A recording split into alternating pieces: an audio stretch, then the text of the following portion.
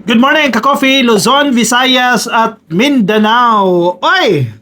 Kasalanan pala ni PBBM yung mga nangyayari kay Inday Sara Duterte ngayon. Sunod-sunod eh.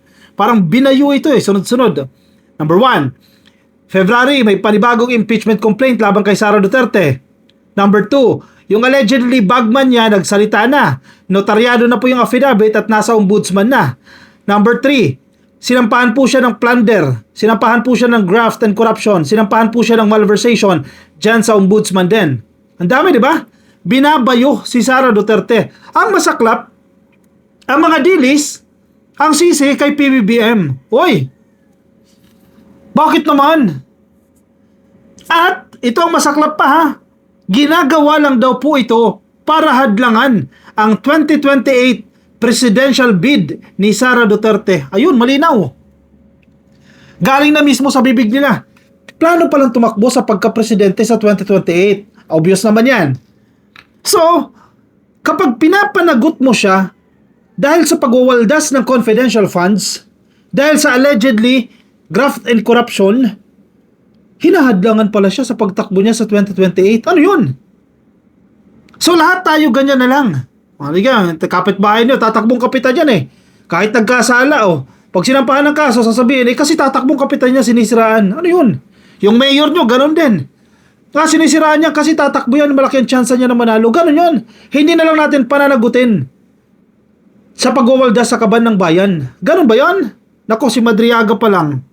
Napakatibay daw ng ebidensya na hawak ni Madriaga. Sa tamang panahon, ilalabas po yung ebidensya na yan. May nakausap tayo. May direct. Nakakausap nila si Madriaga. Talagang tutuluyan si Sara Duterte. Matibay daw po talaga yung hawak nilang ebidensya. At may mga inaayos pa pong proseso. Hintay lang kayo. Lalabas din po yan. Di ko pa pwedeng i-reveal sa inyo kung ano yan. Anyway, dito muna tayo sa sinasabi ko sa inyo.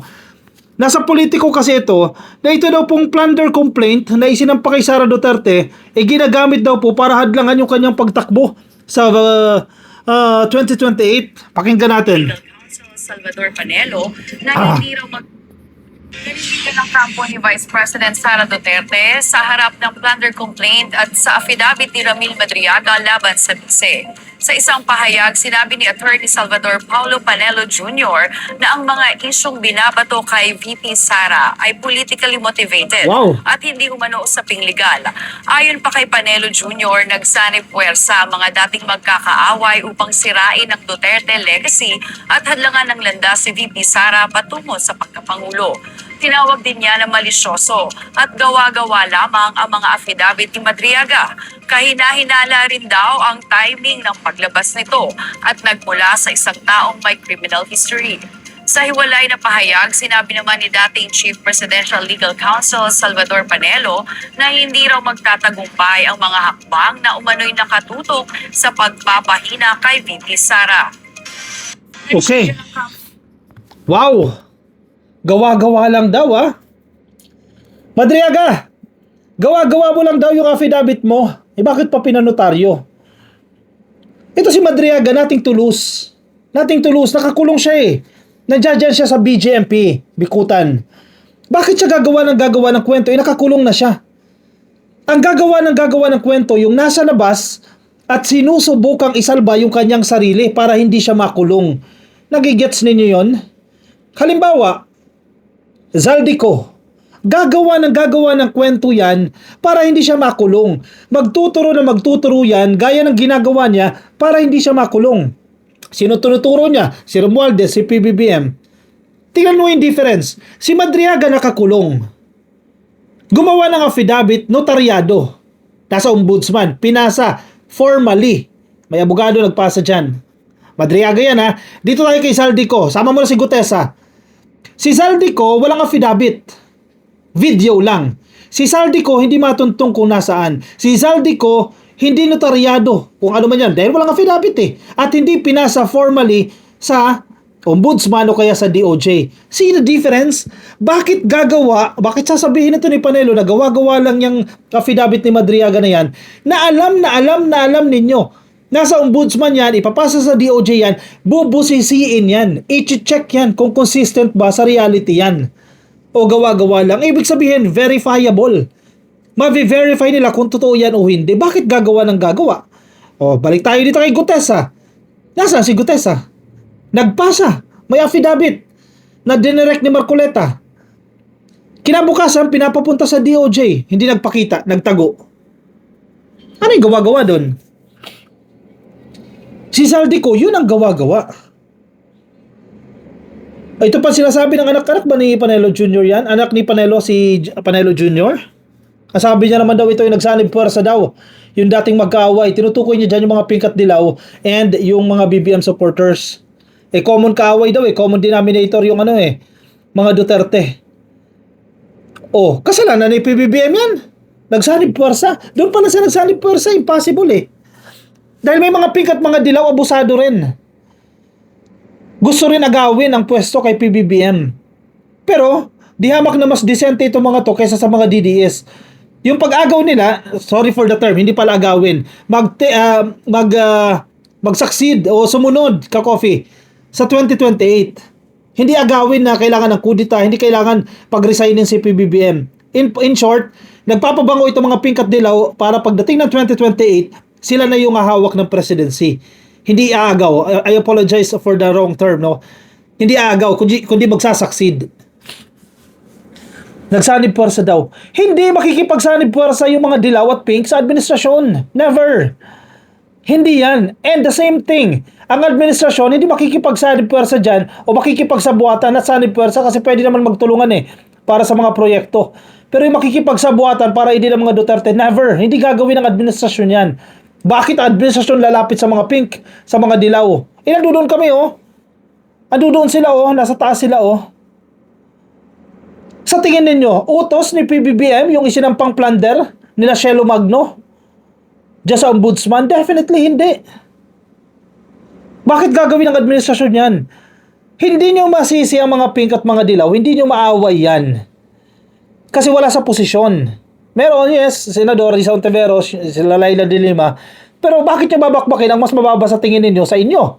Babakbakin nyo yung nasa taas. Si PBBM. Kaya kahit hindi kasalanan ni PBBM yan, lahat yan bintang kasalanan ni PBBM yan.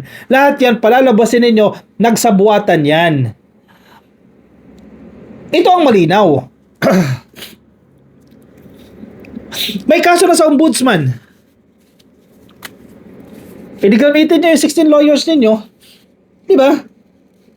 Patunayan ninyo na mahuhusay talaga kayo. Baka kulang pa yung 16 lawyers. Magdagdag pa ng additional 16 lawyers. You have 32 lawyers. Sagutin yung mga paratang na yan ng grupo nila Shelo Magno dyan sa ombudsman. Yun lang yun darating ang impeachment. February, magsasampa na ulit ng panibagong impeachment. Imposible na walang impeachment case. Imposible yan. Meron at meron yan. Hindi mag-hire ulit ng 16 lawyers. This time, alam na ng HOR, alam na ng House of Representatives kung paano i-handle yan. Make sure na may nag-file na isa, dinggin agad.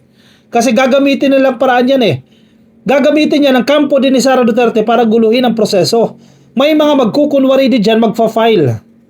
May mga bibitagin na mga mambabatas dyan.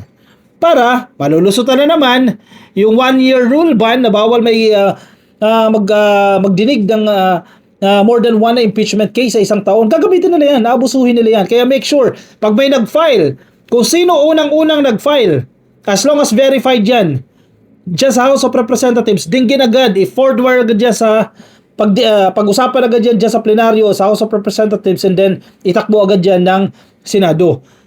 Kasi pag nag-break na naman, i-justify na naman nila yung forthwith na yan, wala na naman mangyayari yan. Do isang paraan lang yung impeachment case na yan. Diyan nila dinggin yan. Matitibay yung mga ebidensya. May pinost lang ako kagabi. Sino nga yun? Yung dating disbursement officer pangalan nito? Ni Sara, ng Office of the Vice President. Diba? Bakit si La Chica ang naging disbursement officer ng confidential funds? Dapat siya, si Gina Acosta. Pinost ko yung kahapon kagabi. Kasi sabi ni Inday, wala siya nagagawa, rank and file lang siya Diba? Ito, yung post ko kagabi. Si Madriaga, si Acosta at si Sara.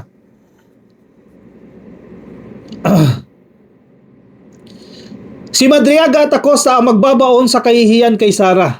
That's the caption, no?